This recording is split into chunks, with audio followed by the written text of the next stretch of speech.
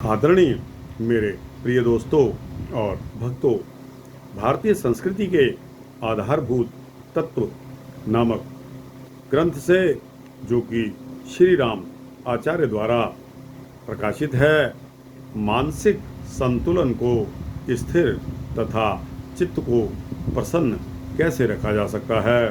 दोस्तों, यह बहुत ही महत्वपूर्ण विषय है जो कि आपके समक्ष मैं इस वृत्तांत को रख रहा हूँ।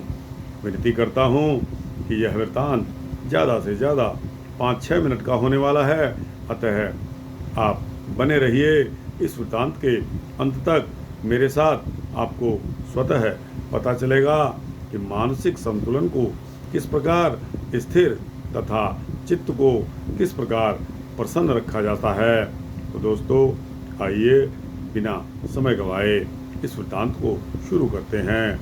दोस्तों और भक्तों, मन की स्वच्छता के साथ हमारी संस्कृति में मानसिक संतुलन और प्रसन्नता को भी बहुत महत्व दिया गया है।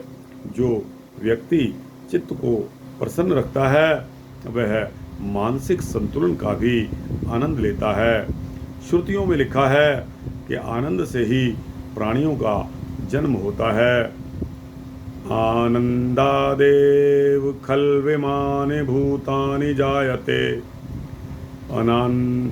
आनंदेन जातानि जीवन्ति आनंदाभि प्रमंस्यभि संविशन्ति।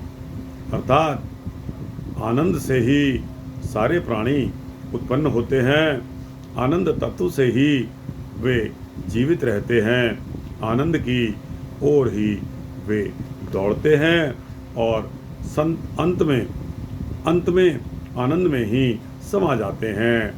हमारी संस्कृति के जितने भी पुजारी मिलेंगे सभी संतुलित मन और प्रसन्न चित्त वाले व्यक्ति रहे हैं।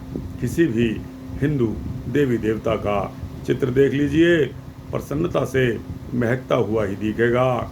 खिन्न मन होने से मानसिक संतुलन बिगड़ जाता है, आत्मा पर बड़ा स्वास्थ्यप्रद प्रभाव पड़ता है।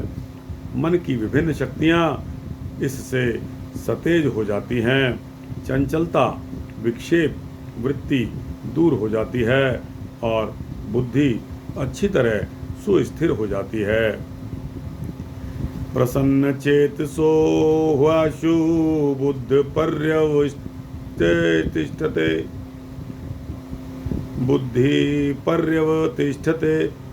गीता में यह पंक्ति आई है। प्रसन्नता मनुष्य के भाग्य की एक विशेष रचना है जो सब में समान है। मनुष्य अपने अज्ञान के कारण उससे वंचित रहता है। कोई अप्रसन्न रहता है तो यह उसका दोष है। भारतीय संस्कृति तो यह मानती है कि ईश्वर ने प्रत्येक मनुष्य को प्रसन्न रहने के लिए पैदा किया है। प्रसन्न मन में ही पूर्ण शांति और संतुलन रहता है। अतः भारतीय संस्कृति कहती है, भवोद्विग्नमना चैव हृदोद्वेगं परित्यज कुरु सर्वास्वस्थासु शांत संतुलितं मनः।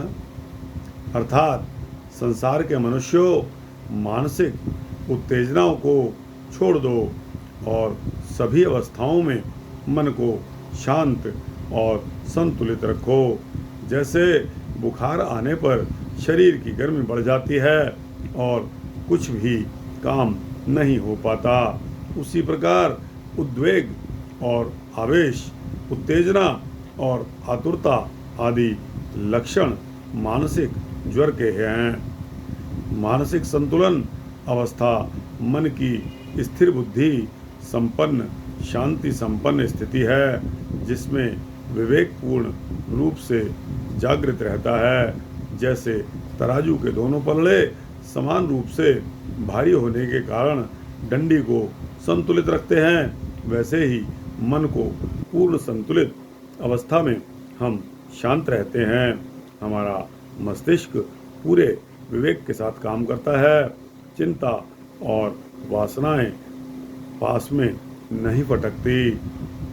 विपत्ति पड़ने पर हम प्रायः चिंतित, शोकग्रस्त, भयभीत हो जाते हैं और घबराने लगते हैं, कायर बन जाते हैं। दूसरी ओर संपत्ति आने पर अहंकार, मद, मत्सर, अतिहर्ष, अतिभोग, ईर्ष्या, द्वेष आदि उत्तेजनाओं में फंस जाते हैं।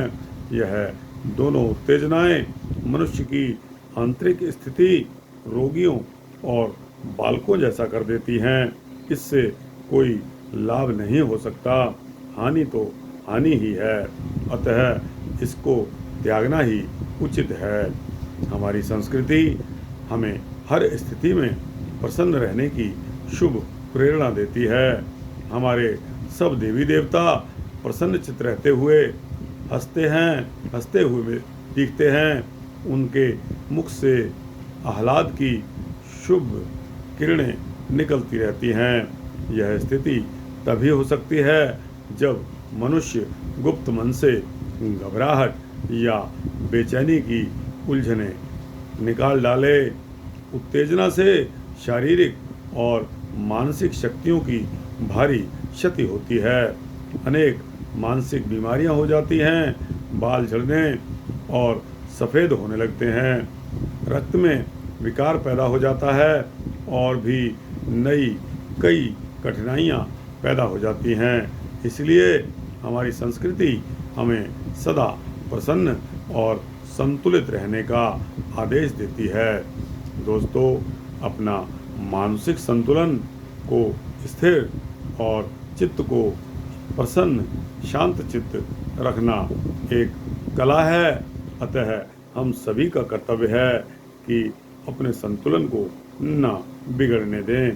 तो दोस्तों, यह वृत्तांत यहाँ समाप्त होता है। आपको कैसा लगा? अच्छा लगा हो तो इसको लाइक और शेयर करते हुए अपने दोस्तों, भक्तों, मित्रों, जिज्ञासुओं को भेजना। कमेंट सेक्शन में जाकर अपनी राय अवश्य देना। और दोस्तों, इस चैनल को सब्सक्राइब कर देंगे तो आपको इसी तरह के सूक्ष्म भक्ति वृत्तांत मिलते रहेंगे।